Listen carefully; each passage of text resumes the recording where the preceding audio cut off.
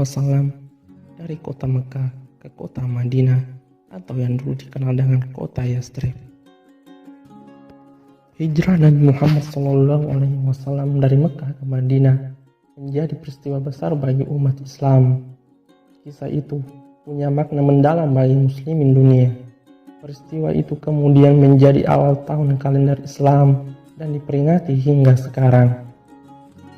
Sebelum hijrah ke Madinah, Nabi Muhammad telah berdakwah menyebarkan Islam di Mekah. Semula, Nabi berdakwah secara sembunyi-sembunyi. Selanjutnya, syiar Islam kemudian dilakukan dengan terang-terangan. Kaum kafir Quraisy yang sejak semula memusuhi Nabi semakin gencar melakukan desakan. Intimidasi terjadi setiap waktu. Namun, saat Nabi perlu dukungan, datanglah masa sulit. Sang istri Siti Khadijah wafat.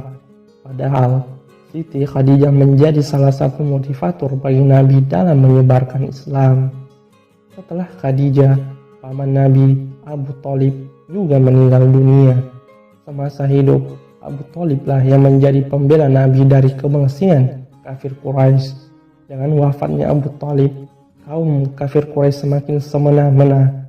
Wafatnya Siti Khadijah dan Abu Thalib membuat Nabi berada dalam suasana duka.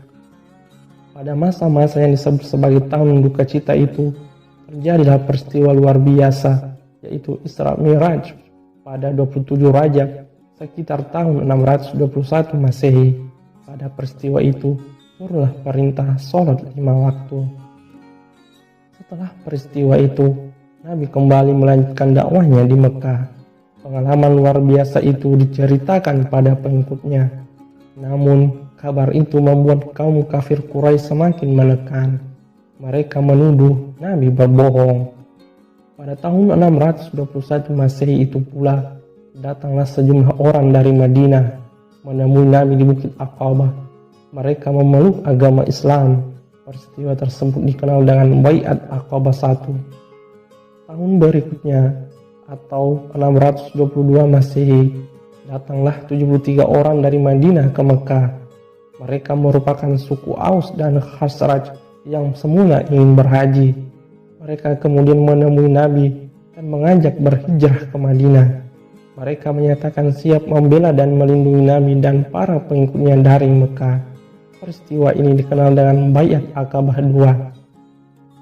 Kondisi kaum muslim di Mekah juga semakin terdesak setelah kaum kafir Quraisy melakukan boikot kepada Nabi Muhammad dan para pengikutnya yang berasal dari Bani Hashim dan Bani Muthalib.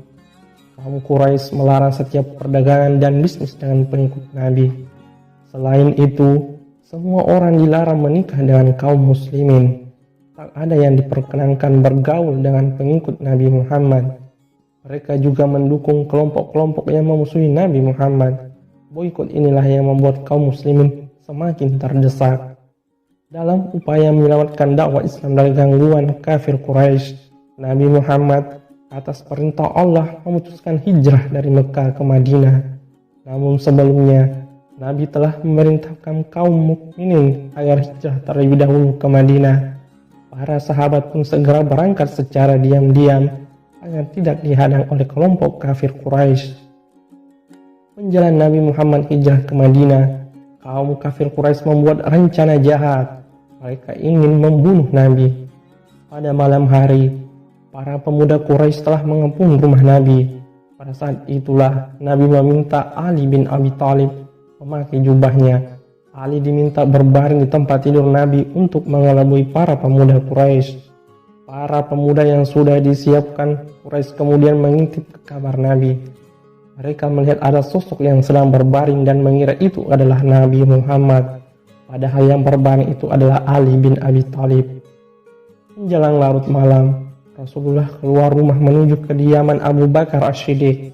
Nabi kemudian berangkat ke Gua Sur. Para pemuda Quraisy yang mengepung rumah Nabi masuk ke dalam rumah. Namun mereka alangkah terkejut. Ternyata Nabi sudah tidak ada. Sosok yang terbaring di tempat tidur itu ternyata Ali bin Abi Thalib.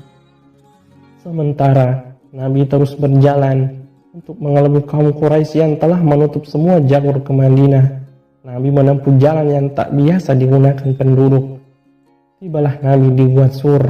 Nabi bersama Abu Bakar tinggal di sana selama kurang lebih 3 hari. Gua Sur sungguh sempit, jarang disinggahi manusia. Sementara kaum Quraisy mondar-mandir ke segala penjuru mencari Nabi dan Abu Bakar. Kelompok Quraisy sebenarnya sudah tiba di Gua Sur. Pimpinan mereka bahkan hendak masuk ke gua yang dijadikan tempat persembunyian Nabi dan Abu Bakar itu, namun tak jadi. Mereka melihat banyak sarang laba-laba di mulut gua. Selain itu, banyak pula burung liar di sana, sehingga mereka mengira tak mungkin ada orang di dalam gua tersebut.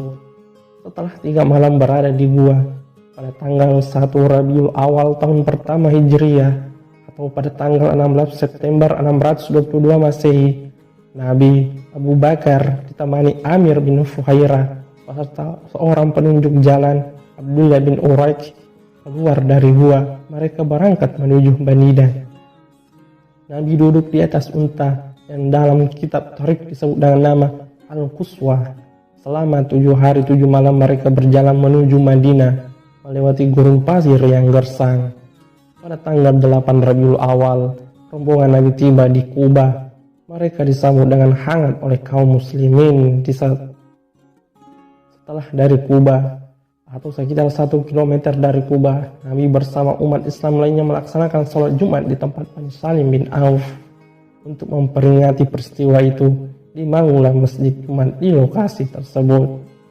Nabi melanjutkan perjalanan pada hari itu juga. Rombongan itu akhirnya tiba di Madinah pada hari Jumat 12 Rabiul Awal atau tahun ke-13 kenabian. Sambutan penuh sukacita diiringi isak tangis penuh haru dan kerinduan menyeru di Madinah. Siar pur berkumandang. Telah nampak bulan purnama.